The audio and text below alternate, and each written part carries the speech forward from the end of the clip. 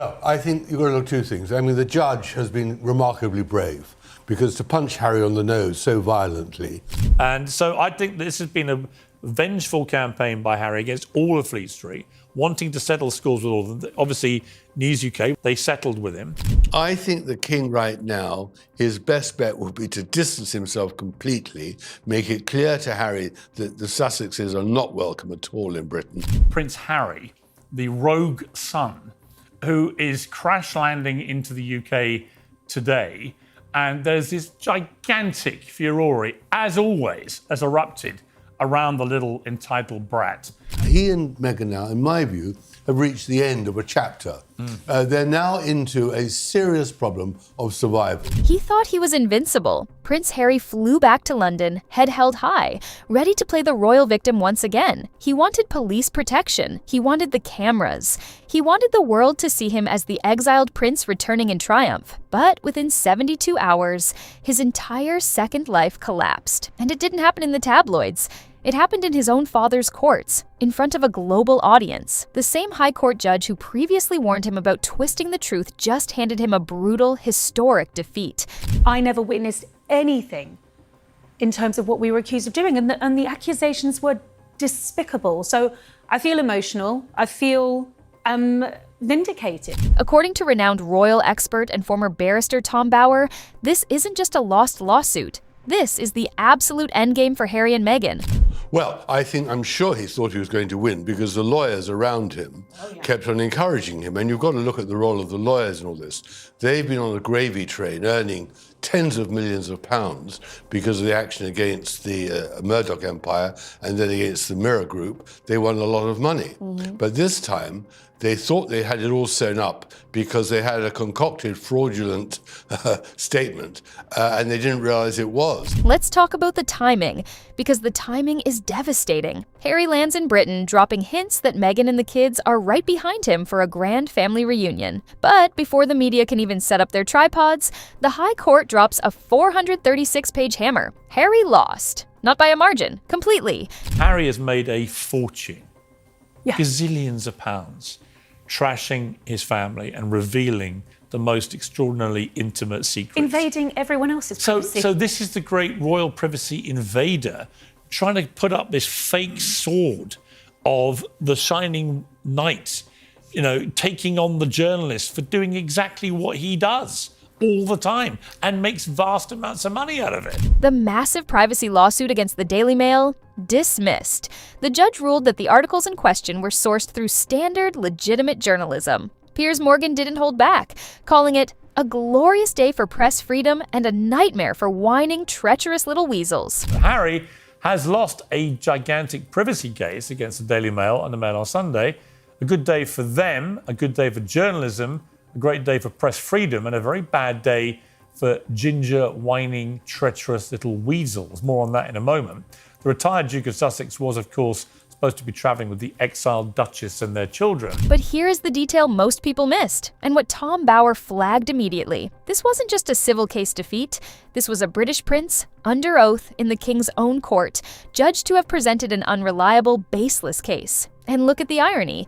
The presiding judge, Justice Nicklin, is the exact same judge who previously rejected Harry's royal security appeal. I mean, the judge has been remarkably brave, because to punch Harry on the nose so violently, and although he hasn't called him a liar, implies that he didn't believe a word of his evidence, was brave in the normal rate of things. But you've got to remember how it all started. It all starts with the hacked-off people and Sherborne, the lawyer, coming to Harry with a statement by a so-called private detective that he had burgled his way into all the claimants' homes, laid wire traps, and all the rest of it. And that statement was proven by the Mail to be completely and utterly bogus. Which was a crucial moment. Standing in front of the same judge twice and walking out utterly humiliated both times. That's not bad luck. That's a pattern. Where can they go? They're not going to be welcome in Britain anymore. The king is not going to want to be at all in the same room with a man, his son, who has been labelled a liar today in the courts. It's truly humiliating, is it not? It's humiliating. Well, it's more than humiliating. I mean, in the end,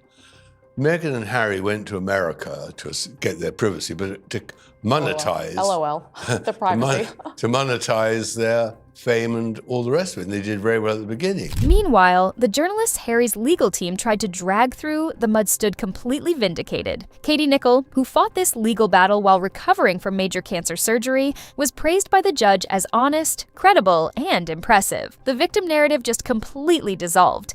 But the court defeat was only the first blow. The second came from the taxpayers and the Crown. This idea that Prince Harry seems to want the public to buy into, that every story about him and his family has been gained illegally by terrible journalists, it's just not true. Well, it's been knocked out. Every single article was legitimately sourced, is Justice Nicklin's findings. And, Paul Dacre's gone on to give a really passionate and emotional... Before the verdict even landed, Harry tried to turn his security arrangements into a global drama. He demanded armed state guards the moment his feet touched British soil, when the palace said no, reminding him that non-working royals don't get the working royal security machine. It's worse than that. Here's the fifth in line of succession challenging his king's court. Yes. And the king's judge. Yes. And in the end, this is actually why I said to you what's going to happen during this week. Because Harry now is kicking out, the same as when he lost the rabbit thing and did that interview. He cannot accept actually democracy, the truth, and the way the system works. No. If it's not to his liking, then it's appalling. And that is really why I said to you what's going to happen during this week. Because actually, he and Meghan now, in my view, have reached the end of a chapter. Harry went on the offensive. Suddenly, a self-funded report was leaked to ITV claiming a colossal terror threat against him. But there was a catch that had commentators laughing out loud. According to his dossier, this massive threat apparently only existed in London, not Birmingham, not the countryside. As Piers Morgan joked, maybe someone should tell the terrorists they're geographically restricted. Let me just guide you back across the pond to what is happening here, because it involves an old friend of yours and mine, Prince Harry, the rogue son, who is crash landing into the UK today. And there's this gigantic furore, as always, has erupted around the little entitled brat, where he and his father and Buckingham Palace have been at loggerheads, it seems, all week, where at the last minute, he demands security for all his family. They said, no, you can't have it. Over in the US, Megyn Kelly exposed the reality. The man has tens of millions of dollars. If he wants a sniper team, he can pay for it himself. He doesn't need the British taxpayer to fund his royal aesthetic. And this is par for the course when he goes over there with this, on and on objection to what kind of security he's going to get. He's got tens of millions of dollars over here, reportedly over $100 million. He can afford his own security. He says, oh, well, they can't have guns. You know what? You don't need guns. There haven't been a ton of plots where we've seen people actually taking shots at the royal family. What you need is a bodyguard. You need, over here, be a former Navy SEAL type, somebody to stop somebody from coming over and physically getting into your grill, attacking you, or being too, forthright in their interactions with you. Because that's what this is really about. As royal insider Kinsey Schofield pointed out, Harry doesn't want security for safety. He wants it for the optics. Armed escorts and police motorcades turn a private holiday into a faux royal tour. He needs that footage to sell to American networks. But I think you've probably witnessed the redirection of Prince Harry over the last 6 to 12 months. He wants to be seen as a serious person. I mean, 14 mentions or something of Todger in his book. He's trying to redirect the conversation. Ukraine, talking, challenging Putin, challenging Trump. That article he wrote in the New Statesman about anti-Semitism. He wants to be taken as a serious person, and this loss jeopardizes his credibility, it jeopardizes his authority, and I think it jeopardizes his future when it comes to making money. And then we get to King Charles. Despite the memoir, the Netflix documentaries, and the public betrayals, the king, 77 years old and dealing with cancer, offered his son an incredible olive branch. The retired Duke of Sussex was, of course, supposed to be travelling with the exiled Duchess and their children. There was excitable talk of settling family feuds and a rare meeting between the king and his grandchildren. Instead, Harry has used the publicity about the trip to do what he does best, grandstand about perceived grievances. He once again demanded taxpayer-funded security protection, despite not being a working royal. Once again, he was told the answer, quite rightly, is no. The royals offered Harry and his family use of Buckingham Palace for the duration of their stay. It's self-evidently one of the most secure buildings in the United Kingdom, after all. The use of Buckingham Palace for his stay. It is one of the most secure buildings on Earth, with over 240 bedrooms. And what did Harry do? He stalled. He left the palace staff, the chefs, and the security teams hanging for days without a clear yes or no. But apparently the palace is not fit for the spare to the throne. Harry didn't respond to the offer. Instead, he leaked a self-funded report about the colossal terror threat he faces to ITV News and told the rest of his family to stay away. That terror threat apparently only applied to London, and it was clear that if they were in Birmingham, for example, which is 2 hours drive away, it wouldn't apply. Maybe you can let the terrorists know that they're geographic based. I'm not sure they got that memo. But after this afternoon's news, he's probably wishing he stayed away himself. By the time Harry finally decided he wanted in, the offer was gone. Too late. Tom Bower called it a direct slap in the face to a sick father. In a highly unusual move, the palace broke its traditional never complain, never explain rule. They released the exact timeline to the public. Harry told us Saturday he wasn't staying, changed his mind at the last minute, and by then, protocol made it impossible. Well, I think hugely. I think the king and the monarchy has been hugely damaged by this case and by Harry's conduct. I think the judge who gave him a very sharp punch on the nose, followed by the king giving him a slap in the face by not having him at Buckingham Palace, because he realizes that Harry actually, throughout the last 5 years, whether it's an accusation of racism or all the stuff in his autobiography about the royal family and his father and his brother and Kate and Camilla and all that, of course it's been hugely damaging. And the popularity of the royal family has fallen because of Meghan and Harry's antics. It wasn't a scheduling conflict. It was a total breakdown of trust. The palace effectively told the world, we cannot deal with this man.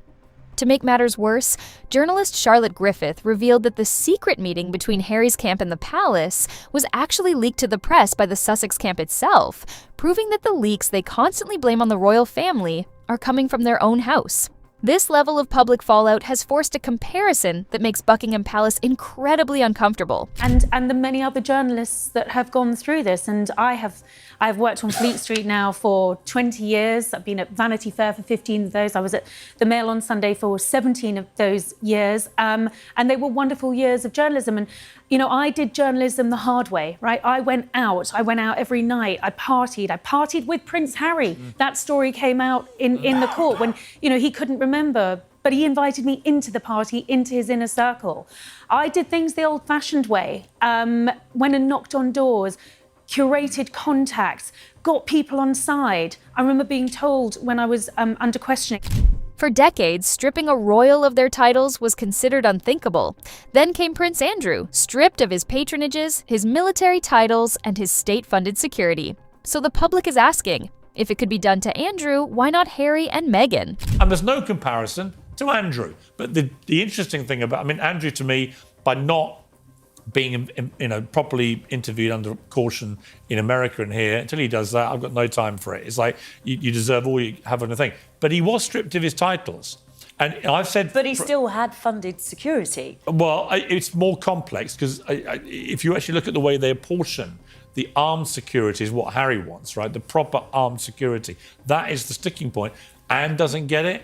Edward doesn't get it. Hardly any of them get it. They don't need it. Yeah. We don't have guns in this country. To be fair, I don't think... Some defenders argue that since King Charles privately funded Andrew's security after he lost state protection, he should do the same for his son. But the counter-argument is brutal. Andrew, despite his scandals, never wrote a memoir exposing his family's private conversations. He never called his relatives racists on global television. He didn't spend 6 years actively trying to dismantle the British monarchy.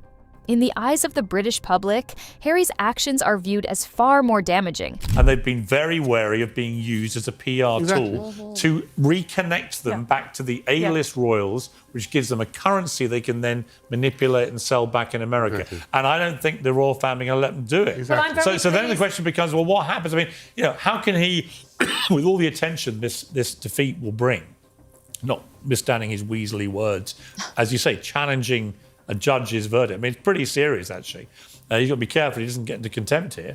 But how can he legitimately bring his family to this country, given he's attracted all this huge attention on him, which will mean the media will be absolutely obsessing over where he is and what he's doing, far more than they would have done otherwise. Bower's conclusion is clear. It's time to strip the titles. When asked directly if Meghan is the driving force behind this destructive path, Tom Bauer did not mince words. He called her a source of evil. He argued that her focus has always been entirely on self-promotion, profit, and leverage, without any regard for the family structure she dismantled. He claims she completely reshaped Harry's worldview, but now the consequences are catching up to them. They're not apologizing. They have no contrition for the terrible things they've done over the last 5 years. So I never understood exactly how they thought it would play out, except that Harry was blackmailing his father. Yes. Do you want to see your grandchildren or not? And the king, not being in his best of health and all the rest of that, and being a man who on the whole probably wants to see his grandchildren, wavered. I think that now, that ship has passed. I think that the Sussex's dream of somehow finding a role here, half in, half out, so that they can somehow rebuild some sort of identity in California and sell the jam jars and all the rest of it, I think that has now passed. Bauer pointed out that Harry was led into this aggressive legal strategy years ago by a circle of high-profile lawyers. They promised him easy victories against the press. Instead, they pushed a high-risk case. The result? A financial disaster, with legal costs for both sides estimated at over £50 million and insurance unlikely to cover the loss. Harry is the one left holding the massive bill. I'm sure he thought he was going to win because the lawyers around him kept on encouraging him. And you've got to look at the role of the lawyers in all this. They've been on a gravy train earning tens of millions of pounds because of the action against the Murdoch empire and then against the Mirror Group. They won a lot of money. But this time, they thought they had it all sewn up because they had a concocted fraudulent statement, and they didn't realize it was so phony. Until, of course, one wonders how they got it in the first place. But anyway, Harry was ensnared at Elton John's house in the south of France years ago to trust this group of lawyers and activists. And they were, in the end, the gravy train has come to an end. Perhaps the most controversial aspect of the week was the rumor surrounding a potential visit to Althorpe, the final resting place of Princess Diana. The plan reportedly involved bringing Archie and Lilibet, aged 5 and 7, to the grave, potentially with a Netflix production crew in tow. This sparked immediate backlash. If we see pictures of little Archie and Lily taken from behind, of course, those little, the back of my head doesn't look great either, but the back of their heads taken at Diana's burial site.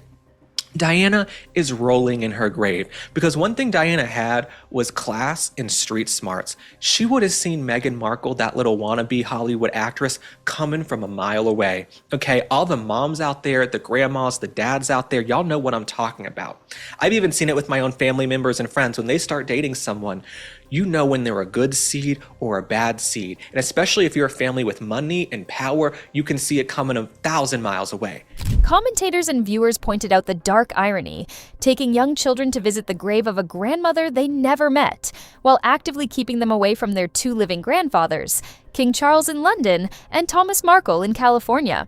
The public reaction was one of deep discomfort. Using Diana's memory to boost a flagging commercial brand has become a recurring theme, and reports suggest that Earl Spencer, Diana's brother, may step in to prevent any filming at the estate. Duke and Duchess of Montecito, those 2 little slithering snakes, they slithered their way back into Highgrove for a private meeting with King Charles and Queen Camilla, and they took the young kids, allegedly, Archie and Lilibet, though no one has really seen them, we never lay eyes on them, and most of the pictures we get are taken from behind because they never leave the compound. They're like children of the corn. Strip away the royal titles and the family drama, and you find a business model that is rapidly failing. The lifestyle brand, as ever, has struggled to launch effectively. The highly publicized Netflix deal has produced very few actual hits, with many announced projects stalling in development. Is this marriage going to survive? Yes, because they need each other. I've never believed the divorce theory, but the whole point about this bringing them back is no one trusts them. Right. It was Meghan who lied about the whole marriage, Yeah. about the whole way in which she was treated. Yeah. It was her absolute dishonesty and always her intention to go back to Hollywood and capitalize. Well, what were the 2 monetize. things that never appeared in his book, right? Racism, Racism and the suicide stuff, right? Yeah. Which were the 2 things I challenged in real time on Good Morning Britain, and I had to leave for disbelieving it, right? They never appeared in his book. It was like it never got said, right? She was so suicidal that apparently she went to a senior person at the palace who said she couldn't get any help. Human resources. More importantly, Hollywood's elite are distancing themselves. A-listers know that access to the actual British throne is worth far more than an association with Montecito. When Taylor Swift is seen hanging out with Prince William and Princess Catherine, the social hierarchy is clear. Harry and Meghan are no longer viewed as royals. They are viewed as fading celebrities. With a potential £50 million legal bill looming, their financial foundation is under immense pressure. And Harry was used by them, and I don't think he realized until today the trouble he's in, because this isn't just a defeat in a civil case. This is Harry being exposed as not telling the truth under oath in the King's court. This is serious stuff. And of course, in public, he has been trained always to smile. We know from his book that the smiles are often faked, so he's faking it now. The grey men of the palace, whom Harry mocked for years, now hold all the cards. Will the marriage survive? Tom Bauer believes they will stay together, not out of love, but out of necessity. They are locked at the hip. Without each other, their commercial value drops to zero. But the clock is ticking. While King Charles prefers to avoid further conflict, Prince William is expected to take a much harder line when he takes the throne. The stripping of their titles is no longer a question of if, but when. 1 week, one judge, one father. Harry came home demanding protection, and instead, he was shown the door. The decline of the Sussex brand has officially begun. What do you think? Is this the point of no return for Harry and Meghan? Let us know in the comments below and subscribe for more deep dives.